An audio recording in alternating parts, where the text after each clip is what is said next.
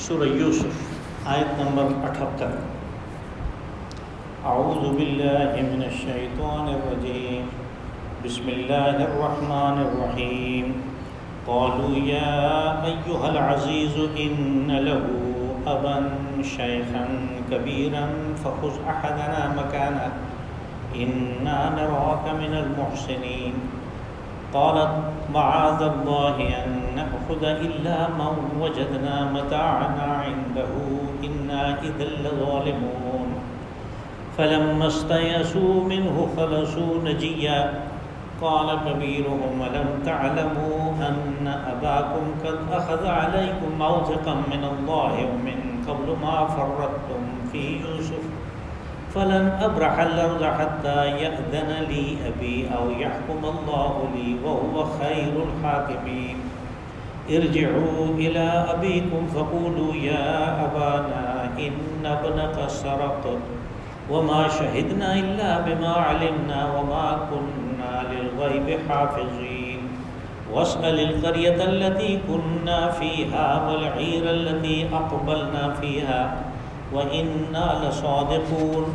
قال بل سولت لكم أنفسكم أمرا فصبر جميل عسى الله أن يأتيني بهم جميعا إنه هو العليم الحكيم۔ وتولى عنهم وقال يا أسفا على يوسف وابيضت عيناه من الحزن فهو كظيم۔ صدق الله العظيم۔ قالوا يا أيها العزيز إن له أبا شيخا كبيرا فخذ أحدنا مكانه۔ وہ کہنے لگے یعنی یوسف علیہ السلام کے بھائی کہ اے عزیز، اس کا باپ ہے بہت بوڑھا اور اس کی جگہ ہم میں سے کسی کو گرفتار کر لو۔ انا نراک من المحسنین، ہم دیکھتے ہیں کہ آپ پہلے بھی ہمارے ساتھ احسان کے ساتھ پیش آئے ہیں اور اب بھی پیش آئیں گے۔ قال معاذ اللہ ان نأخذ الا من وجدنا متاعنا عنده انا اذا لظالمون۔ آپ نے فرمایا کہ اللہ کی پناہ کہ ہم جس کے پاس سے سامان برآمد ہوا اس کو چھوڑ کے کسی اور کو رکھ لیں اپنے پاس، اگر یوں ہم کریں تو پھر تو ہم بھی انصاف سے ہٹنے والے ظالم ہو گئے۔ فلما استيئسوا منه خلصوا نجيا، جب وہ اس طرف سے مایوس ہو گئے تو پھر علادہ مشورہ کے لیے وہ بھائی اکٹھے ہوئے۔ قال كبيرهم ألم تعلموا أن أباكم قد أخذ عليكم موثقا من الله۔ تو ان میں سے جو بڑا تھا وہ کہنے لگا کہ تمہیں پتہ ہی ہے کہ تمہارے باپ نے اس کو واپس لے آنے کا، بنیامین کو واپس لانے کا تم سے پختہ عہد دیا، اللہ کی قسم لی تھی۔ ومن قبل ما فرطتم فی یوسف، اور اس سے پہلے یوسف کے معاملے میں بھی تم زیادتی کر ہی چکے ہو۔ فلن نبرح الارض حتى يأذن لي ابي او يحكم الله لي، پر میں تو یہاں سے ٹلنے والا نہیں جب تک کہ میرے والد مجھے اجازت نہ دیں یا اللہ میرے لیے کوئی راستہ نکالے۔ وہ خیر الحاکمین، اور وہ اللہ ہی بہترین فیصلہ کرنے والا ہے۔ ارجعوا الى ابيكم فقولوا يا ابانا ان ابنك سرق، آپ جائیں والد کے پاس اور ان کو کہیں کہ ہمارے ابا جان آپ کے بیٹے نے چوری کی ہے۔ وما شہدنا الا بما علمنا، اور ہم جو جس چیز کی گواہی دے رہے ہیں وہ اپنی معلومات کے مطابق ہے۔ وما كنا للغیب حافظین، اور ہم غیب کی باتوں کی حفاظت کرنے والے، ان کو جاننے والے نہیں ہیں، ہم نے ظاہر کے اوپر وہ قسم کھائی تھی۔ واسأل القرية التي كنا فيها والعير التي أقبلنا فيها، آپ ان بستی والوں سے پوچھ سکتے ہیں جہاں پہ ہم تھے یعنی مصر، اور اس قافلے والوں سے بھی تفتیش کر سکتے ہیں جو ہمارے ساتھ مصر سے کنعان آیا ہے۔ وإنا لصادقون، اور ہم اپنی بات میں سچے ہیں۔ قال بل سولت لكم أنفسكم أمرا، حضرت یعقوب علیہ السلام نے فرمایا کہ یہ تم نے اپنے جی سے اپنے لیے ایک بات گڑھ لی ہے۔ فصبر جمیل، میرے لیے بہترین کام ایک اچھے طریقے پہ صبر کرنا ہے۔ عسى اللہ ان یأتینی بہم جمیعا، ہو سکتا ہے کہ اللہ پاک سب کو اکٹھا کر کے میرے پاس لے آئے۔ انہ هو العلیم الحکیم، بے شک وہ سب جانتا ہے اور بڑی حکمت والا ہے۔ وتولى عنهم وقال يا اسف على یوسف، تو حضرت یعقوب علیہ السلام ان سے علادہ ہو گئے اور پھر حضرت یوسف کی جدائی میں کہا کہ ہائے افسوس۔ وابيضت عیناہ من الحزن فهو کظیم، اور ان کی آنکھیں اس غم کی وجہ سے، رونے کی وجہ سے سفید پڑ گئیں اور وہ ہر وقت گھٹے گھٹے رہتے تھے۔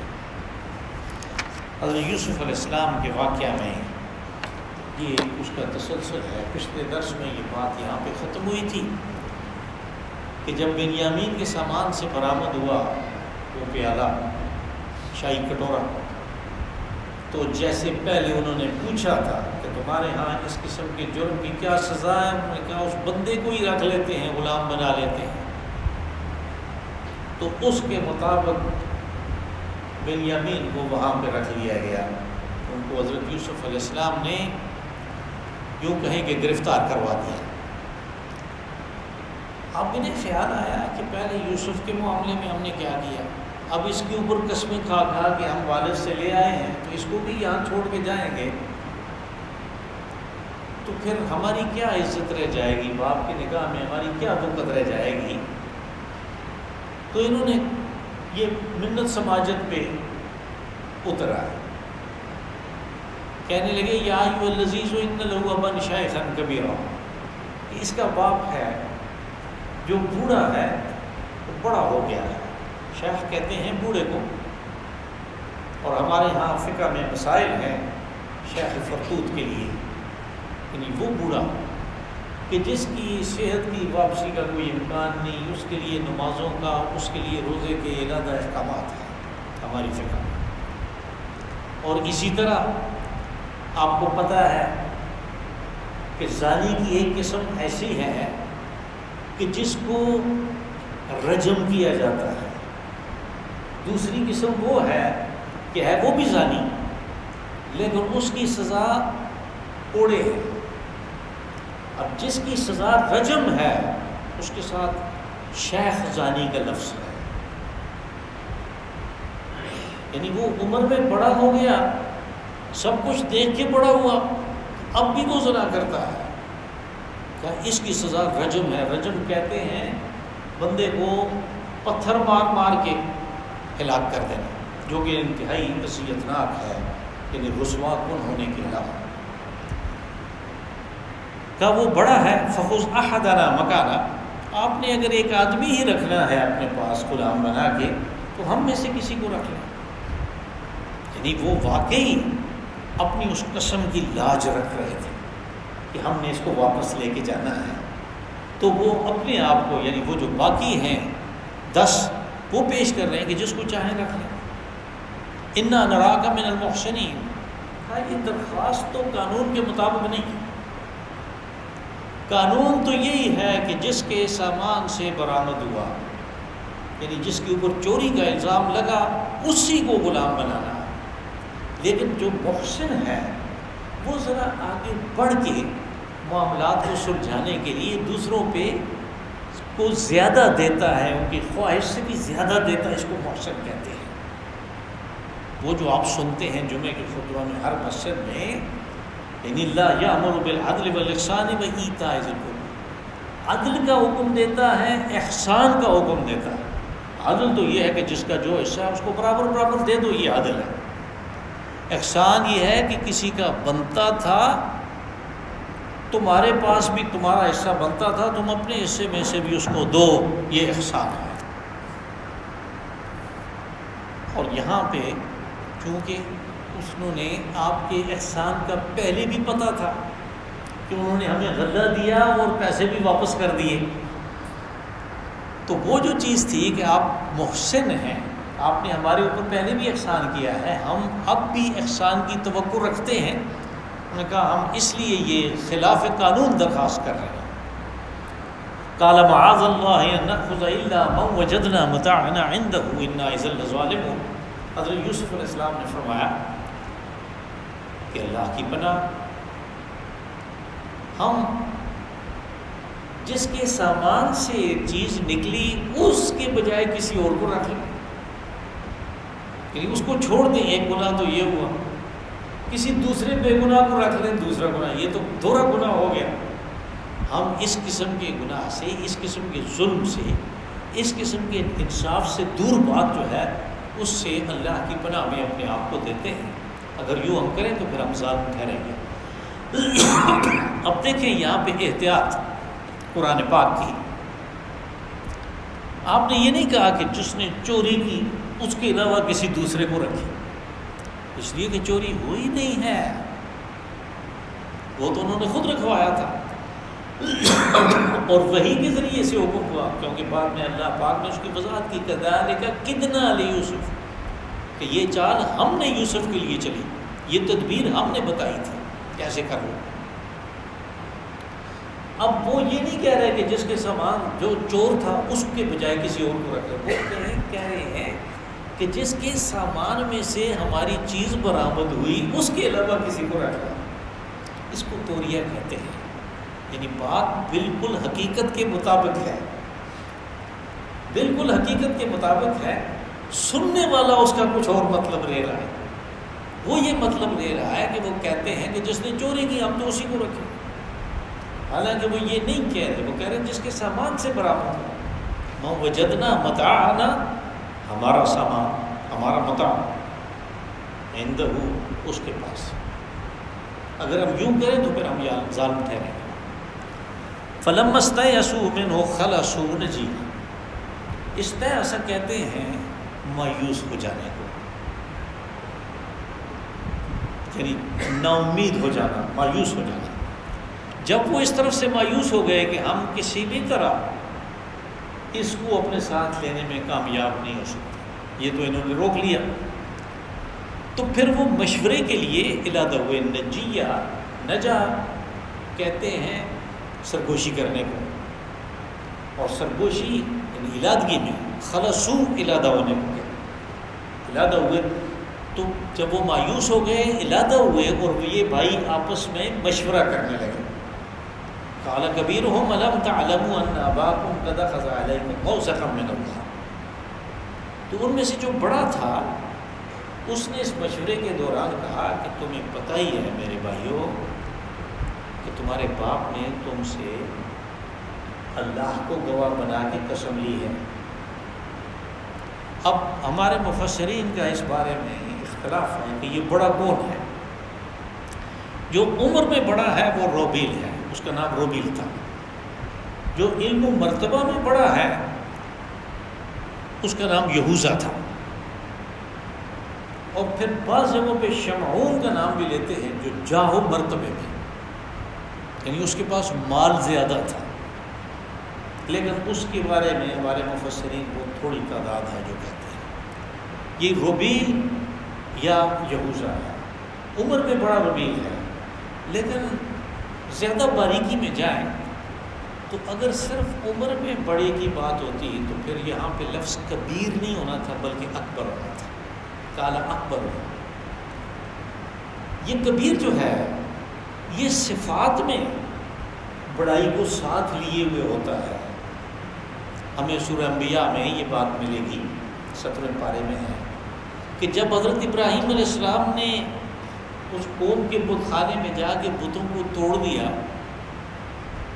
تو اس ایک بت کو چھوڑ دیا، وہ کلاڑا اس کے اوپر رکھ دیا، اس کے کندھے پہ رکھ دیا۔ جب انہوں نے پوچھا کہ یہ کس نے کیا ہے تو کہا کبیرہم ھذا فاسألوہم، یعنی یہ ہے جس کو تم بڑا مانتے ہو۔ اب یہ جو لفظ کبیر استعمال ہوا وہاں پہ بت کے لیے، یہ وہ بت ہے کہ جس کو وہ باقی بتوں سے زیادہ ممتاز اور بڑا اپنی صفات کے لحاظ سے سمجھتے تھے، عمر کا وہاں پہ تذکرہ ہی نہیں۔ اس لیے اگر عمر کی بات ہوتی تو اس لیے زیادہ رجوع اس طرف ہے کہ جو یہوذا ہے اس نے کہا تھا، اور یہی وہ بھائی ہے کہ جس نے جب وہ یوسف علیہ السلام کے قتل کے مشورے کر رہے تھے تو کہا قتل نہیں کرو، اس کو کسی سرے راہ کسی اندھے کنویں میں ڈال دو، کوئی قافلہ آئے گا لے جائے گا، نکال کے اس کو۔ یعنی اس نے حضرت یوسف علیہ السلام کی جان قتل سے بھی بچائی تھی۔ تو وہ کہنے لگا کہ تمہیں پتہ ہی ہے کہ اللہ کو حاضر ناظر جان کے گواہ بنا کے تمہارے باپ نے قسم لی تم سے کہ تم اس کو لے کے آؤ گے، اور تمہیں پتہ ہی ہے وہ من قبل ما فرطتم فی یوسف، تمہیں پتہ ہی ہے کہ یوسف کے معاملے میں اس سے پہلے تم زیادتی کر چکے۔ فرطتم یہ وہی لفظ ہے جو ہم استعمال کرتے ہیں نا، افراط و تفریط، یعنی ایک ہوتا ہے میانہ روی، اور اس کے ایک طرف افراط ہے دوسری طرف تفریط ہے۔ جب اس اعتدال کی جگہ کو چھوڑ کے آپ کچھ کام زیادہ کرتے ہیں، زیادتی کی طرف جاتے ہیں، تو اس کو فرطتم، تم نے زیادتی کی۔ اور اگر کسی کا حق ہے اس کو کم دیا تم نے، یا کوئی چیز زیادہ بیان کرنی تھی کم بیان کی، یا کچھ زیادہ لکھنا تھا اس بارے میں کم لکھا، تو یہ تفریط ہے۔ افراط زر بھی اس کو اس لیے کہتے ہیں افراط زر کہ اس میں جو پہلے سونے کی قیمت مثال کے طور پہ 100 روپے تھی، اگلے سال وہ 110 ہو گئی، قیمت تو زیادہ ہو گئی لیکن وہ ڈی ویلیو ہو گیا، اس کی اصل قیمت میں کمی واقع ہو گئی، اس لیے کہ پہلے 1 روپے کا جتنا آتا تھا اب 1 روپے کا اتنا نہیں آتا۔ اس کو کہتے ہیں افراط زر، وہ بھی اسی سے، یعنی یہیں سے یہ لفظ نکلا۔ فرطتم، تم نے زیادتی کی یوسف کے معاملے میں اس سے پہلے۔ فلن نبرح الارض حتى يأذن لي او يحكم الله لي، تو وہ کہنے لگا کہ میں تو یہاں سے جانے والا نہیں، یہاں سے ٹلنے والا کھسکنے والا نہیں، میں تو ادھر ہی ہوں۔ یعنی یہ اس کی اس غیرت کو کا اظہار ہے کہ وہ باپ کا سامنا نہیں کر سکتا اس حالت میں کہ پہلے یوسف کے ساتھ یہ ہوا، اب بنیامین جو ہے قسمیں کھانے کے بعد ہم اس کو واپس نہیں لے جا سکے، میں کس منہ سے اس کو کے پاس جاؤں گا؟ اس نے کہا میں نہیں جاتا، ہاں اگر وہ خود حکم کرے آ جاؤ تو میں چلا جاؤں گا، یا اذن لی یعنی مجھے وہ عزت دے، مجھے حکم کریں، مجھے کہیں تو میں چلا جاؤں گا، او یحکم اللہ لی، یا میرے لیے اللہ کوئی حکم صادر کرے، اور اللہ بہترین حکم کرنے والا، اللہ بہترین فیصلہ کرنے والا ہے، میں نہیں جاؤں گا۔ اور وہ روایات کے مطابق آیا بھی نہیں۔ اس طرح یعقوب علیہ السلام کے 3 بیٹے جو ہیں وہ ان کی نظروں سے اوجھل ہو گئے، اور تینوں زندہ ہیں، یوسف بھی، بنیامین بھی اور یہوذا بھی۔ ایک طرف یوسف اور بنیامین ہیں جو انہیں بہت عزیز تھے اس لیے کہ دونوں کی بچپن میں والدہ فوت ہو گئی، اور تیسرے یہوذا ہیں جو علم و فضل میں بڑے ہیں، جو اصل چیز جس کی قدر و منزلت ہے انبیاء کے ہاں وہ یہوذا میں ہے۔ تو یہ تینوں غائب ہو گئے، ان کی نظروں سے اوجھل ہو گئے، یعنی یہ آزمائش ہے، حضرت یعقوب علیہ السلام کی آزمائش ہے۔ ارجعوا الی ابیکم فقولوا یا ابانا ان ابنک سرق، کہا کہ واپس جاؤ تم باپ کے پاس، اور اس کو کہو کہ ابا جان تیرے بیٹے نے چوری کی، سرق چوری کو کہتے ہیں، مسروق، مال مسروقہ آپ پڑھتے رہتے ہیں، چوری کے سامان کو کہتے ہیں۔ وما شہدنا الا بما علمنا، اب ساتھ میں وہ یہ کہہ رہے ہیں، ان کو مشورہ دے رہے ہیں کہ کہو کہ ہم جو کچھ کہہ رہے ہیں وہ اپنی معلومات کے مطابق ہے۔ معلومات سے مراد یعنی جو ظاہر طور پہ ہمارے علم میں ہے، باطن میں کیا ہوا، یعنی اس کے پیچھے کیا خفیہ تدبیر ہے، کیا خفیہ سازش ہے، کیا چیز ہے، اس کا ہمیں پتہ نہیں ہے۔ یہ جو فکرہ ہے وما شہدنا الا بما علمنا، یہاں سے ہمارے فقہاء نے یہ مسئلہ نکالا ہے کہ آپ جو بھی گواہی دیں گے یعنی شہادت دیں گے وہ ظاہر کے بارے میں ہوگی، ظاہر کی صورتحال کو بیان کر رہی ہوگی، اور آپ موقع پہ تھے، آپ نے یہ دیکھا، آپ نے بیان کر دیا، یہ گواہی ہے، سچی گواہی ہے۔ آپ موقع پہ نہیں تھے لیکن ایک سکہ آدمی نے، ایک معتبر آدمی نے آپ کو بتایا کیسے ہوا ہے، اور آپ کو یقین ہے کہ وہ سچ کہہ رہا ہے، آپ اس کی گواہی دے سکتے ہیں اس کے حوالے سے کہ اس نے مجھے بتایا تھا۔ پھر یہیں سے ہمارے فقہا مالکیہ نے یہ فتویٰ نکالا کہ اندھے کی گواہی بھی قابل قبول ہے، یعنی آدمی کی نظر نہیں ہے لیکن اس کو کسی سکہ نے، کسی معتبر نے بتایا کہ ایسے ہوا ہے یہ واقعہ، تو وہ بھی گواہی دے سکتا ہے، وہ گواہی قابل قبول ہوگی۔ جبکہ باقی فقہا کے نزدیک ایک نابینا کی گواہی کسی موقع کے بارے میں وہ قابل قبول نہیں ہے۔ وما كنا للغیب حافظین، ساتھ میں انہوں نے دوسری بات بھی واضح کر دی کہ اگر باطن میں کچھ ہوا، اگر یہ کوئی سازش تھی، کوئی اور بات تھی تو ہمیں اس کا پتہ نہیں ہے، غیب کے بارے میں ہم کچھ بھی نہیں جانتے، ہمارے یعنی احاطہ حفظ میں وہ چیز نہیں ہے، ہمارے پاس صرف ظاہر کی بات ہے، جو ہم نے دیکھا وہ آپ کو بتا دیا۔ وَاسْأَلِ الْقَرْيَةَ الَّتِي كُنَّا فِيهَا، اب یہ کہ انہیں اس بات کا اندازہ ہے کہ حضرت یعقوب علیہ السلام ہماری بات کو تو مانیں گے نہیں، پہلے کون سے انہوں نے تسلیم کر لیا کہ ہاں اس کو بھیڑیا کہا گیا، انہوں نے تسلیم نہیں کیا، اس لیے ساتھ میں گواہی بھی لائے۔ کہا آپ اس بستی سے، وَاسْأَلِ الْقَرْيَةَ، قریہ کہتے ہیں بستی کو، یہاں پہ ایک مضاف مخصوف ہے، کبھی کبھی ایسے ہوتا ہے کہ مضاف مرکب ہو جاتا ہے لیکن قرینہ کی وضاحت کی وجہ سے اس کو چھوڑ دیا جاتا ہے، اس مرکب کی جو درمیانی چیز ہے اس کو چھوڑ دیا جاتا ہے اور وہ ایک سادہ سا یعنی مرکب اضافی رہ جاتا ہے، جیسے یہاں پہ ہے۔ قریہ تو بستی کو کہتے ہیں لیکن یہاں سے مراد وَاسْأَلِ أَهْلَ الْقَرْيَةِ الَّتِي كُنَّا فِيهَا، یعنی ان بستی والوں سے پوچھیں۔ یہ جو مرکب اضافی ہوتا ہے اس کی ایک خوبصورت مثال سورۃ فاتحہ میں ہے، مالک یوم الدین، یعنی قیامت کا دن جو ہے یہ تو ایک مرکب اضافی ہے، اس کا مالک، یہ ڈبل چیز آ گئی، دو رقم ہو گیا، مالک یوم الدین۔ وہاں پہ مالک دین نہیں کہہ سکتے، یوم کو حذف نہیں کر سکتے، اس لیے کہ وہاں کوئی ایسا قرینہ نہیں ہے جو بتائے کہ یہ یوم کی بات ہو رہی ہے، قیامت کے دن کی بات ہو رہی ہے، اس لیے پورے کا پورا وہ مرکب جو تھا وہ وہاں پہ تذکرہ ہوا اس کا۔ یہاں پہ بستی جب کہیں گے تو اس سے مراد بستی والے ہیں، ہر ایک کو پتہ ہے، اس لیے بستی والوں کو، اہل کو بیچ میں سے حذف کر دیا، تو کہا کہ آپ بستی والوں سے پوچھ لیں جہاں پہ ہم تھے، یعنی مصر میں، یہ تحقیق کروا لیں۔ وَالْعِيرَ الَّتِي أَقْبَلْنَا فِيهَا، عیر کہتے ہیں قافلے کو، آپ اس قافلے والوں سے پوچھ لیں جس کے ساتھ ہم آئے ہیں، جو ہمارے ساتھ آیا ہے، وہاں سے ساتھ میں قافلہ کوئی اور بھی چلا، اور بھی لوگ جاتے تھے غلہ لینے کے لیے، تو کوئی اور قافلہ بھی تھا، کہا ان سے تحقیق کروا لیں۔ وَإِنَّا لَصَادِقُونَ، ہم جو کچھ کہہ رہے ہیں اپنے قول میں ہم سچے ہیں۔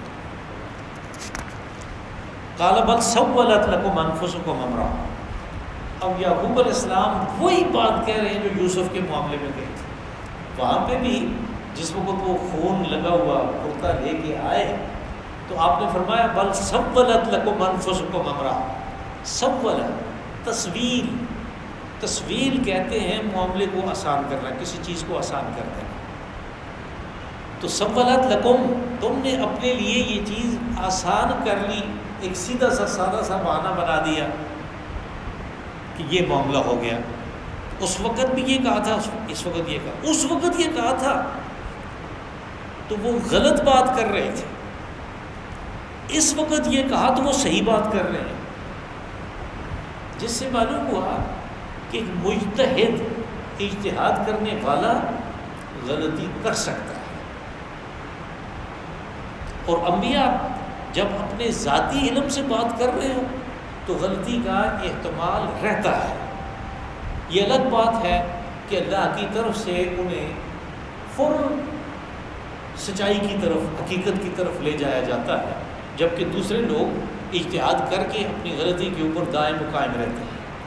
چونکہ مجتہد غلطی کر سکتا ہے، اس لیے نبی صلی اللہ علیہ وسلم نے فرمایا کہ آدمی جب اجتہاد کرتا ہے کسی معاملے میں خالص نیت کے ساتھ، تو اس کو اگر اس کا اجتہاد درست ہو تو 2 اجر ملتا ہے، اگر اجتہاد اس کا درست نہیں ہو تو پھر بھی اس کو اجر ملتا ہے، ایک اجر ملتا ہے، یعنی اس کا احتمال رہتا ہے۔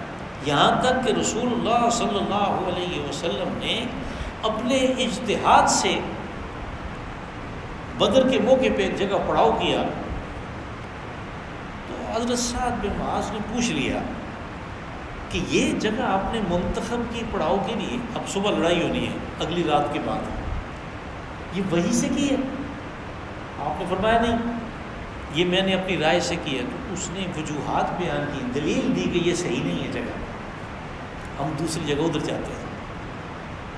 تو رات کو بارش ہوئی تو حضرت سعد کی بات درست تھی، وہ اونچی جگہ تھی، وہاں سے پانی نیچے آ گیا، اور ان لوگوں کو پانی کے سٹور کرنے کا طریقہ پتہ تھا، اس کو زیر زمین ریت میں سے کیسے نکالتے ہیں، اور نیچے جوڑ بنا لیا، وہ پانی ان کے کام آتا جنگ کے دوران۔ اور یہ بات جو ہے، یعنی رسول اللہ صلی اللہ علیہ وسلم نے اس کے مشورے کو قبول کیا، اور یہ کہہ کے کہ یہ میں نے اپنی رائے سے کیا۔ اگر وہی کی بات ہوتی تو پھر تو سب نے اس کے سامنے سر تسلیم خم کرنا تھا۔ اس طرح کے 2-3 اور واقعات بھی ہوئے جو کبھی پھر آ جائیں گے تذکرے میں۔ فصبر جمیل، آپ نے فرمایا وہی چیز جو وہاں پہ تھی کہ میرے لیے تو اب ایک ہی صورتحال ہے، صبر تو کرنا ہے، لیکن جو لوگ رونے پیٹنے کے بعد، آؤ فریاد کے بعد، نوحہ کے بعد اس قسم کی یعنی غیر اخلاقی حرکات کرنے کے بعد اس زمانے میں کپڑے پھاڑ دیتے تھے، صبر تو پھر بھی کرنا ہوتا ہے، تو اس کو صبر جمیل نہیں کہتے۔ صبر جمیل وہ ہے کہ جس کو یعنی اس شائستہ طریقے پہ اختیار کیا جائے کہ جس میں کوئی جزع فزع نہ ہو، کوئی گلہ شکوہ نہ ہو، اس کو کہتے ہیں۔ عسى اللہ ان یأتینی بہم جمیعا۔ اب حضرت یعقوب علیہ السلام کو ایک امید موجود ہے، وہ کہہ رہے ہیں کہ ہو سکتا ہے، ممکن ہے کہ اللہ سب کو لے آئے، یعنی سب کو اکٹھا کر دے۔ اب جب یہاں پہ سب کہا تو اس سے مراد وہ ان 3 سمیت یہ جو موجود ہیں، یہ یوسف، بنیامین اور یہوذا۔ انہ هو العلیم الحکیم، بے شک وہی جانتا بھی ہے اور سب کچھ حکمت کے تحت کرتا ہے۔ وَتَوَلَّى عَنْهُمْ وَقَالَ يَا أَسَفَ عَلَى يُوسُف۔ پھر حضرت یعقوب علیہ السلام ان سے علادہ ہو گئے، یعنی انہوں نے بات کرنی چھوڑ دی۔ تولا کہتے ہیں منہ موڑ بن لینے کو، ان سے بات کرنی چھوڑ دی، اور انہوں نے حضرت یوسف علیہ السلام کو یاد کیا۔ یہاں پہ ایک سوال پیدا ہوا اور مختلف تفسیروں میں اس سوال کا تذکرہ کر کے اس کا جواب دیا گیا۔ وہ یہ کہ اولاد کی اتنی زیادہ محبت، بیٹے کی اتنی زیادہ محبت جس کا اظہار اس سورہ مبارکہ میں حضرت یعقوب علیہ السلام سے ہو رہا ہے، یہ تو کوئی اچھی بات نہیں ہے، اس لیے کہ قرآن پاک میں تو بالکل واضح طور پہ یہ آئی ہے بات کہ انما اموالکم و اولادکم فتنہ، کہ تمہارے مال اور تمہاری اولاد یہ تو تمہارے لیے ایک فتنہ ہے، ایک آزمائش ہے۔ اب اس آزمائش کو اور اس چیز کو کہ جس کے ذریعے سے آدمی بہک سکتا ہے، اس سے اتنی زیادہ محبت، حالانکہ محبت تو آخرت اور آخرت میں کام آنے والی چیزوں سے ہوتی ہے، ان اعمال سے ہوتی ہے جو وہاں پہ کام آئیں گے، جو اصل چیز ہے۔ اس کا جواب تفسیر مظہری میں حضرت ثناء اللہ پانی پتی رحمۃ اللہ علیہ نے بڑا خوبصورت دیا، کہا کہ حضرت یوسف سے حضرت یعقوب علیہ السلام کی محبت آخرت کی وجہ سے تھی، اس لیے کہ وہ دیکھ رہے تھے ان کے اندر نبوت کے آثار، لیکن چونکہ اس میں ایک عنصر دنیا کا بھی تھا کہ وہ ان کا بیٹا ہے، اس لیے شدید محبت کی وجہ سے وہ آزمائش میں ڈالے گئے، اور یہ آزمائش کا سلسلہ طویل سے طویل ہوتا گیا۔ یعنی یہ صورتحال تھی ایک وقت کہ جب انہوں نے وہ کرتا لے آئے خون والا کہ اس کو بھیڑیا کھا گیا، تو تو حضرت یعقوب علیہ السلام تو اسی وقت تحقیق کر سکتے تھے کہ آؤ مجھے بتاؤ کہاں پہ بھیڑیا کھا گیا اس کو، کون سی جگہ ہے، کیونکہ پیدل ہی گئے تھے، پیدل آئے تھے، وہ بھی جا سکتے تھے اور معاملہ بالکل صاف ہو جاتا.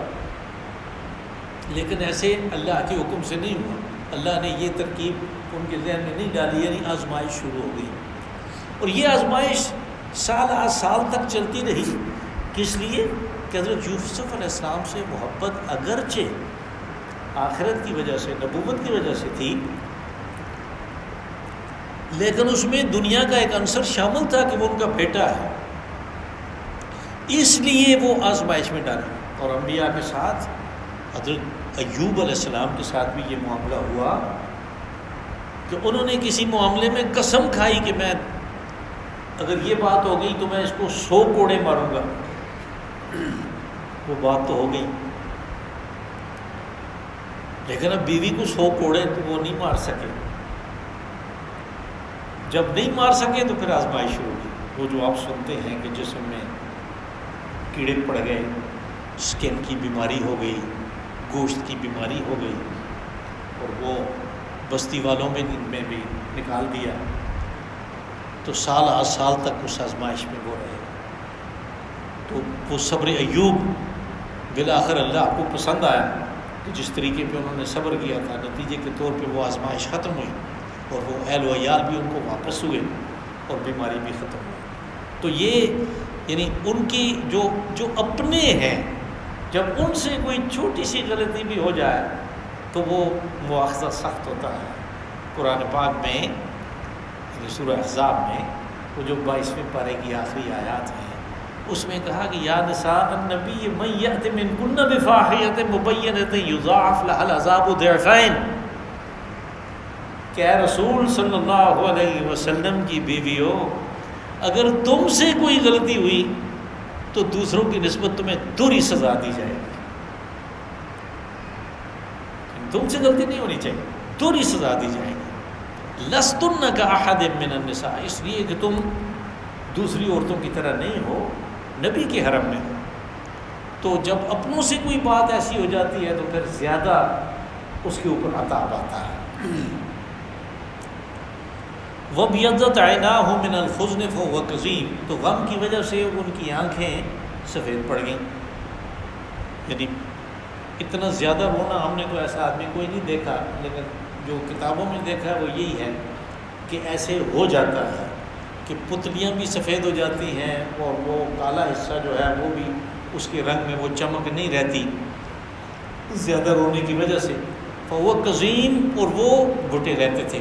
قزم کہتے ہیں بند ہو جانے کو، اور قزم ہی جو سانس کی نالی ہے، یہ جو اپر ریسپائریٹری ہے، پھیپھڑے سے اوپر گلے تک، اس کو بھی قزم کہتے ہیں. قزم فلان، یعنی فلاں آدمی کو گلا گھونٹ کے مار دیا گیا، اس کو گلا گھونٹ دیا گیا، قزم گلا گھونٹ دیا گیا. تو قزیم جو غصہ پی جاتا ہے، اس کے لیے بھی یعنی اس کے مفہوم میں وسعت ہوئی، تو یہ اس کے لیے استعمال ہونے لگا جو غصہ پی جاتا ہے مشکل کام ہے. نبی صلی اللہ علیہ وسلم نے فرمایا، پوچھا صحابہ سے پہلوان کون ہے؟ انہوں نے کہا جو دوسرے کو بچھاڑ کر کہا نہیں، پہلوان وہ ہے جو غصے کو پی جائے، اس لیے کہ یہ مشکل کام ہے. اور خاص طور پہ ایسا آدمی جس کو غصہ آیا جو یعنی غصے کے جو مقتضا ہیں ان کو بھی پورا کر سکتا ہے، وہ اگر غصے کو پی جاتا ہے تو پھر اس کے لیے بڑا اجر ہے. یہ ایسی بات ہے کہ جو میں تو کم از کم جمعے کے خطبے میں آپ کو ہمیشہ سناتا ہوں، میں یکظم الغیظ یأجرہ اللہ، یہ حدیث میں پڑھتا ہوں کہ جس نے غصہ پی لیا اس کو اللہ یہ اجر دے گا، اس لیے کہ اسی کو پتہ ہے یہ کتنا مشکل کام تھا اور اس نے یہ کیا. فَهُوَ كَظِيمٌ، وہ پھر گھٹے گھٹے رہتے تھے. اللہم صلی وسلم وبارک وانعم علی عبدک ورسولک ونبیک محمد صاحب المقام المحمود والحوض المورود وعلی آلہ واصحابہ الکرام.